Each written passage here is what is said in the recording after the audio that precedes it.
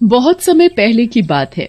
गिरजापुर नाम के गांव में एक छोटा सा परिवार रहता था। उस परिवार में गिरधारी लाल, उसकी पत्नी शांति और बेटा पवन रहते थे। पवन अब जवान हो गया था, इसलिए उसके माँ बाप उसके लिए लड़की ढूंढ रहे थे। जल्द ही पवन की शादी प्रीति से हो जाती है। प्रीति अपने ससुराल में बड़ी ही खुश होती है, पर एक दिन पवन जब ऑफिस से आता है तो बड़ा ही परेशान दिख रहा होता है। अरे, आप आ गए, मैं आपके लिए चाय बना दूं? पवन प्रीति की बात का कोई जवाब नहीं देता। प्रीति दोबारा पवन से चाय के लिए पूछती है, पर पवन फिर से जवाब नहीं देता और बड़ा ही परेशान दिख रहा होता है। क्या हुआ जी? मैंने आपसे 2 बार चाय के लिए पूछा पर आपने जवाब नहीं दिया और आप कुछ परेशान भी लग रहे हो। क्या बात है?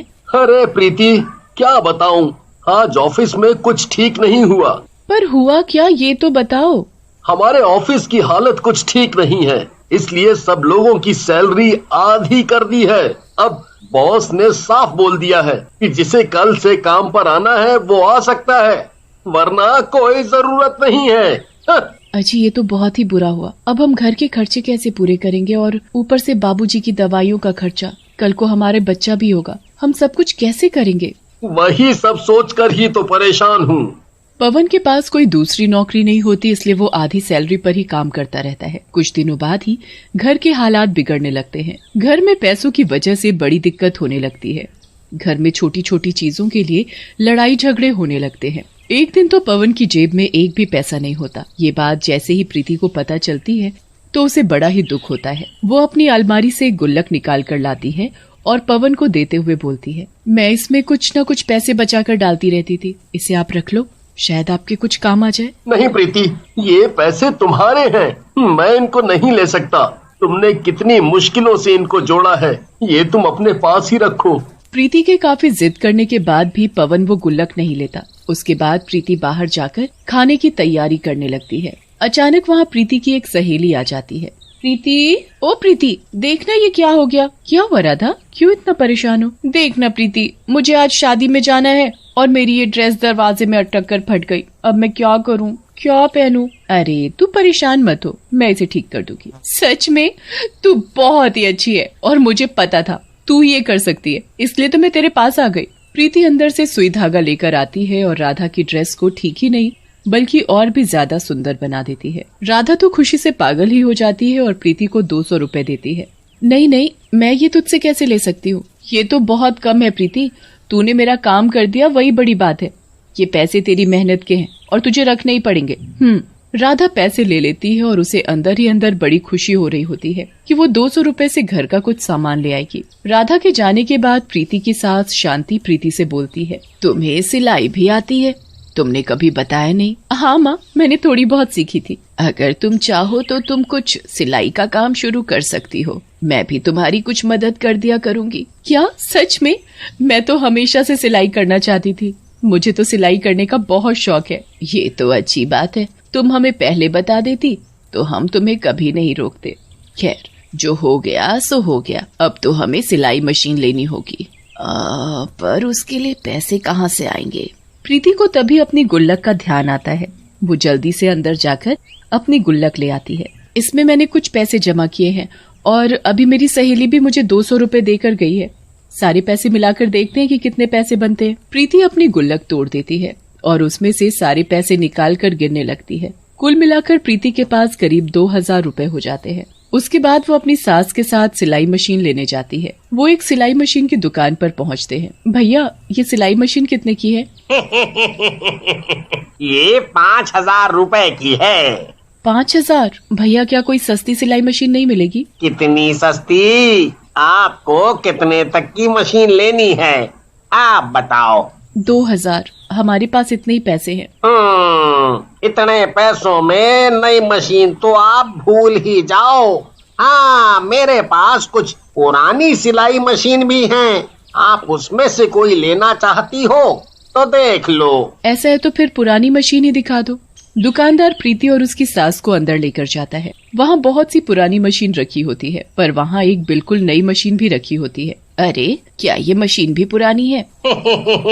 जी, आज ही इसे कोई बेच कर गया है, बिल्कुल नई मशीन है। मैं आपको 2000 में दे दूंगा। हाँ हाँ, यही दे दो। हाँ माँ, ये सबसे अच्छी है, इसे ही ले लेते हैं। शांति और प्रीति सिलाई मशीन लेकर घर आ जाते हैं। वो लोग इस बात से बड़े ही खुश होते हैं कि इतनी अच्छी सिलाई मशीन उन्हें इतने सस्ते में मिल गई, पर उन्हें क्या पता था कि ये मशीन एक आफत लाने वाली है। प्रीति उस सिलाई मशीन को अपने कमरे में रख देती है। वो रात को पवन को भी अपनी सिलाई मशीन दिखाती है। पवन भी प्रीति की खुशी देखकर बड़ा खुश हो जाता है। उसके बाद पवन सो जाता है, पर प्रीति एक कपड़ा लेकर सिलाई मशीन को अच्छे से साफ करने लगती है। सफाई करने के बाद वो उस मशीन को चलाकर देखने लगती है कि उसमें कुछ कमी तो नहीं। मशीन के चलते ही उसमें से कुछ अजीब सी आवाज आने लगती है। ये कैसी आवाज आ रही है? लगता है इसमें तेल डालना पड़ेगा। अभी मैं सो जाती हूँ, कल बाजार जाकर मैं तेल ले आऊंगी। आधी रात को जब घर के सभी लोग सो रहे होते हैं, तभी सिलाई मशीन में से एक चुड़ैल बाहर आती है।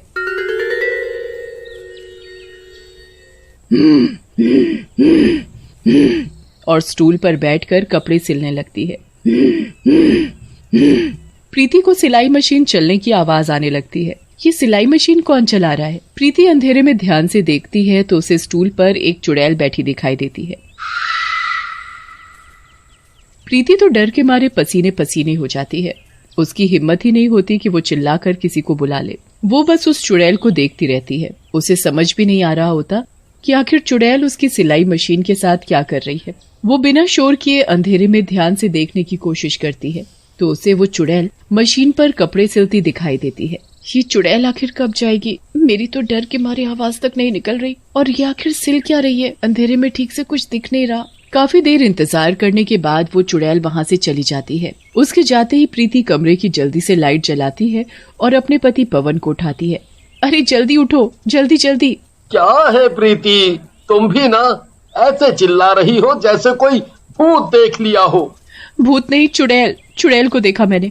आप जल्दी उठो, कुछ करो। पवन नींद में प्रीति की बात ठीक से सुनता ही नहीं। प्रीति उसे जगा जगा कर थक जाती है और पवन तो उठने का नाम ही नहीं लेता। प्रीति भी फिर थक हार कर सो जाती है। सुबह जैसे ही प्रीति उठती है तो वो देखती है मशीन पर जो कपड़ा रखा हुआ था उसकी जगह एक बहुत ही सुंदर ड्रेस रखी हुई है। अरे वाह, ये कितनी खूबसूरत ड्रेस है, पर ये ड्रेस आई कहाँ से? और जो मैंने यहाँ कपड़ा काट कर रखा था वो यहाँ से कहाँ चला गया? ओह, कहीं वो चुड़ैल रात को यही तो नहीं सिल रही थी। प्रीति तो इस बात से बड़ी खुश हो जाती है क्योंकि बिना मेहनत किए उसे एक इतनी सुंदर ड्रेस मिल जाती है, जिसके बदले उसे काफी अच्छे पैसे मिलते हैं। अगले दिन प्रीति के साथ फिर से वही सब होता है। जब सब लोग रात को सो जाते हैं तो उसके बाद वो चुड़ैल आकर मशीन के पास रखे कपड़ों को सिलकर चली जाती। प्रीति दिन में सिलाई करती और चुड़ैल रात को। ऐसे प्रीति का रोज दुगना काम हो जाता और उसे काफी अच्छे पैसे मिल जाते। प्रीति ने जल्द ही काफी पैसे इकट्ठे कर लिए, जिससे उनके घर की परेशानी दूर होने लगी। एक दिन पवन प्रीति से उसके काम के बारे में पूछता है। प्रीति, तुम्हारा सिलाई का काम तो काफी अच्छा चल रहा है। मुझे यकीन नहीं होता तुम इतने सारे कपड़े अकेले कैसे सिल लेती हो।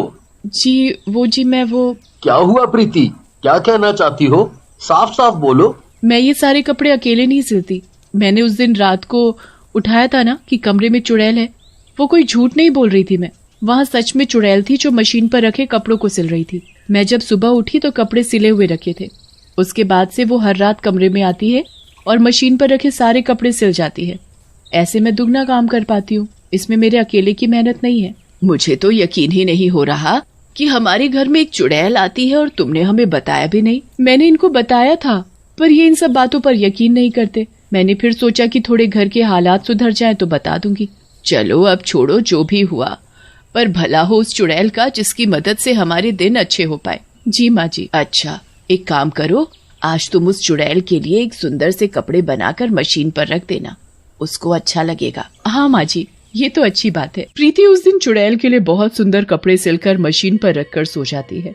रात को जब चुड़ैल आती है तो वो देखती है कि वहाँ बस एक सुंदर सा कपड़ा रखा है। वो उसको उठाकर देखने लगती है। उसे वो बहुत ही पसंद आता है।